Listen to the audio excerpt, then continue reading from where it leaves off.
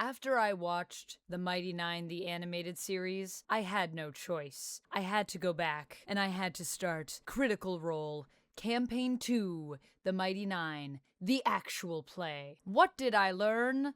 Goodness, I miss playing Dungeons and Dragons every week. Oh my goodness, this campaign. What have we done? What has Critical Role done to me?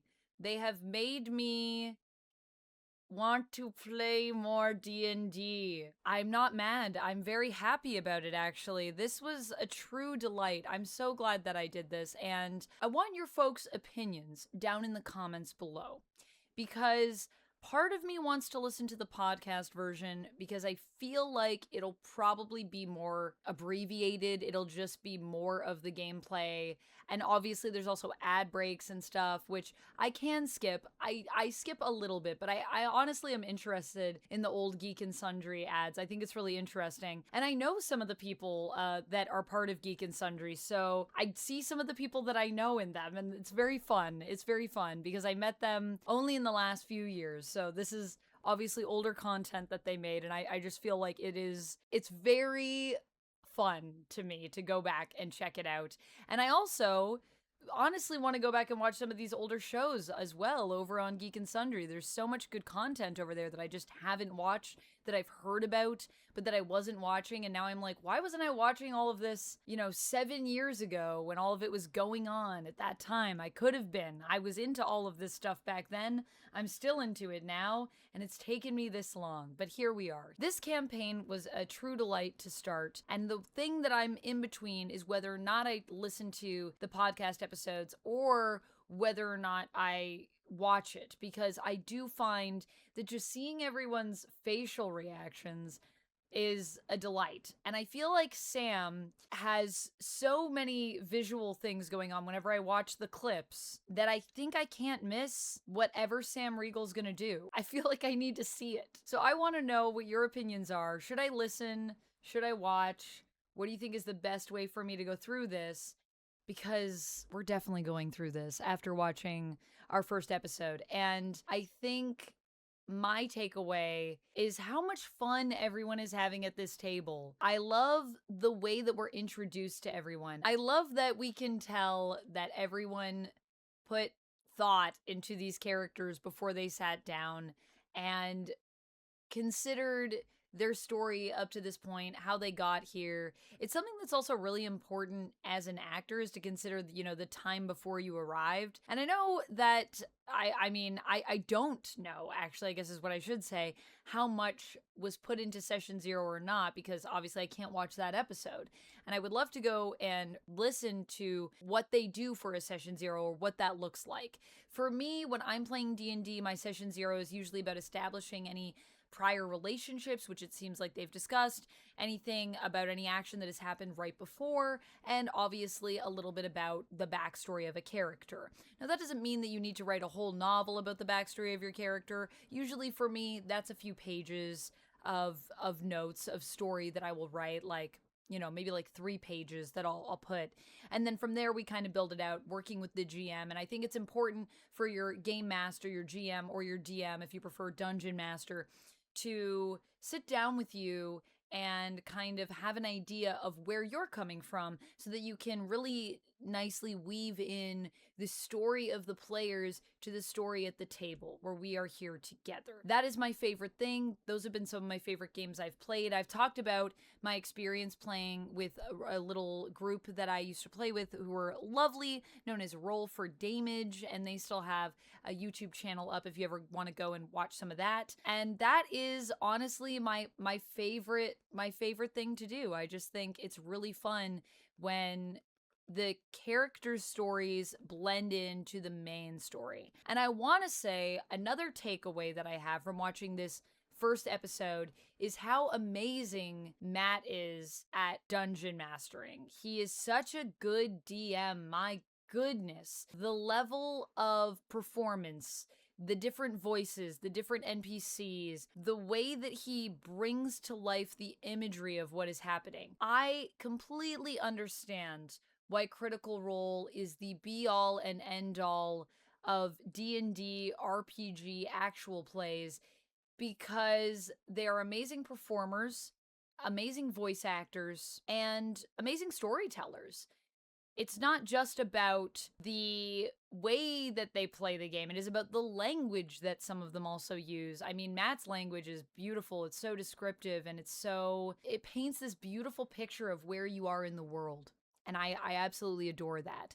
I also will say that after watching this episode, I have some favorite characters, which might be a little bit different from my experience with the animated show. I think I was saying at the end of season 1 of the Mighty Nein that my favorite character was Caleb, I think I said. I also still really love Bo in the animated series, but at the table, there is a clear winner. And I think it's gotta be Laura Bailey as Jester. I love Laura Bailey as Jester. And what I love about her Jester is that she is a character that is ready to have fun. She's such a trickster, and she just says yes to so many things. She has a compulsion and she goes with it. She has an instinct and she follows it. And she doesn't wait. A lot of the times when I've played D&D with groups, there are moments where you can fall into this pattern of inactivity, where you will sit at the table and you as your characters will discuss, well, should we do this? Well, I think we should be going over here.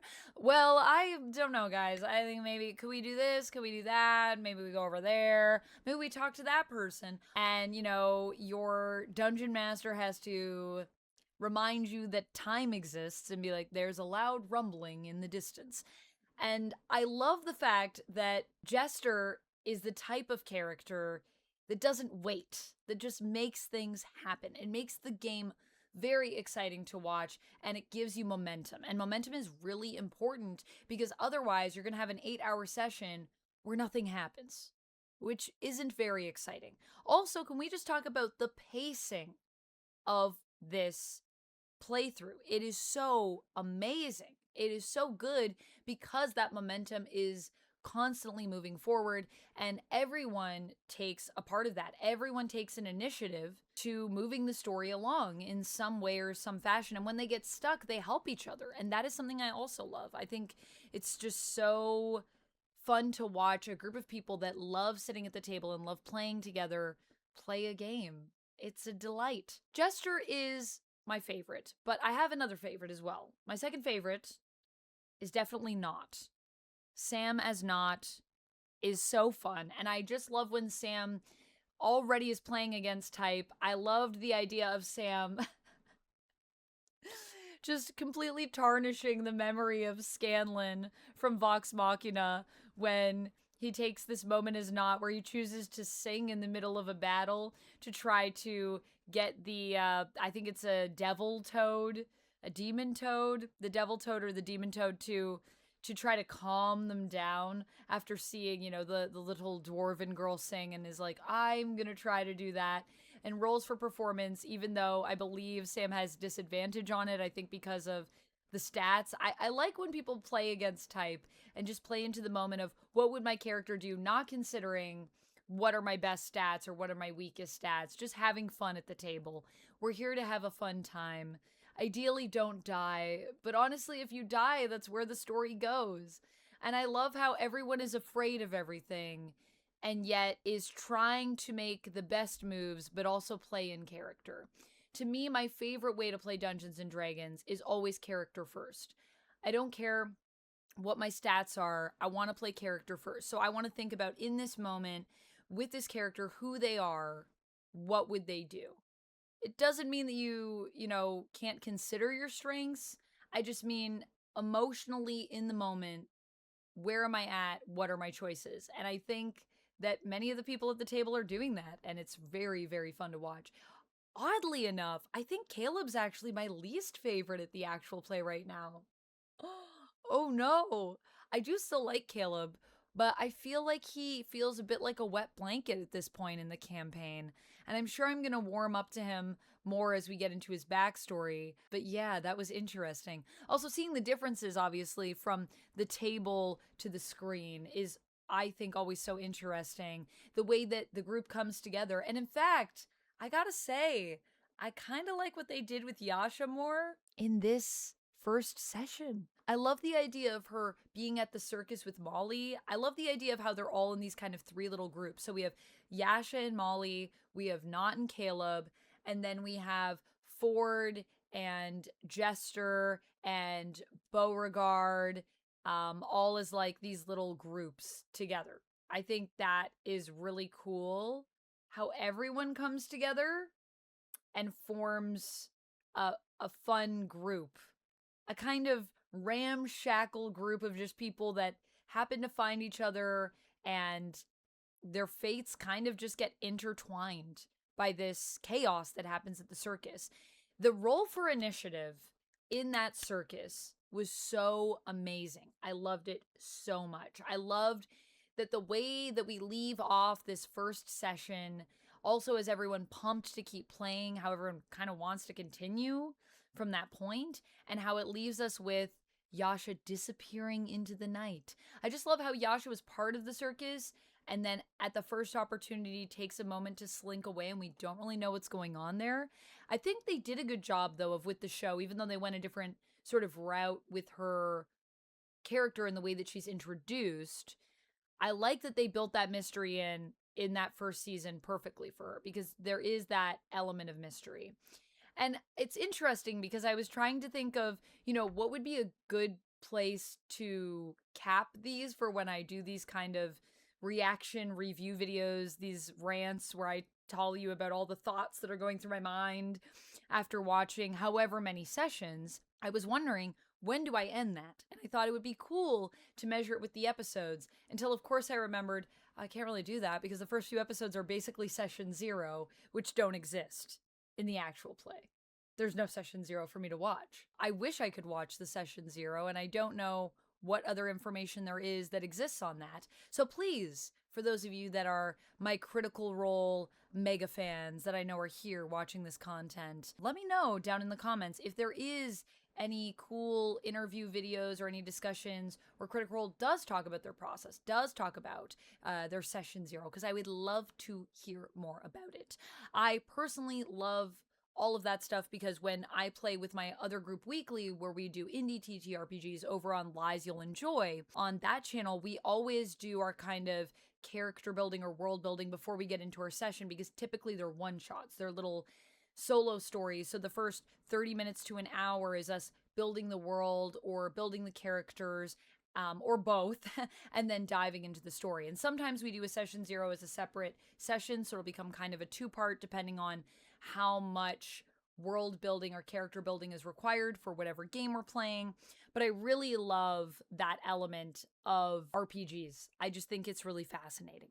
So I would love to hear more about that. Overall, I loved watching this. It took me a little while. I kind of watched it in parts here and there, but I will be continuing on. And I would love to hear if there is a specific way that you would suggest that I break these up. I would love to hear about that.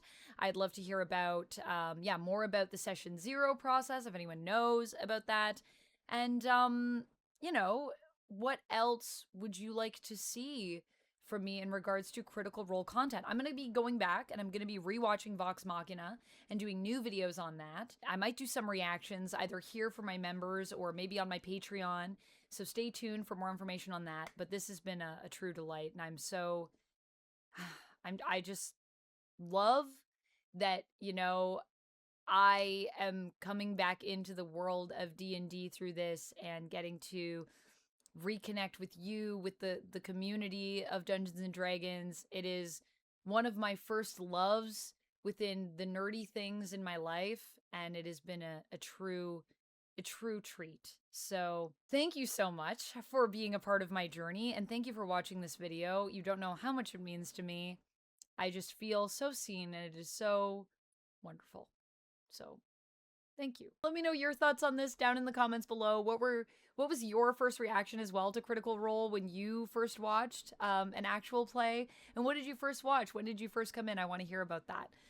My editor is also starting on campaign 3, so I love that we are watching different campaigns at the same time as we're going in, and I think that's going to be really fun to compare notes. And I honestly can't wait to go back and even watch the Vox Machina campaign. I'm going to watch everything Critical Role, I think, now. This one session has me hooked. My goodness. Uh-oh. I'm a fan. That's all I have for this one, friends. Thank you so much for watching this video. I'll see you in the next one. And if you missed hearing any of my thoughts on Mighty Nein, the animated series, you can check more of that out over here. I'll see you in the next one. Until then, stay nerdy.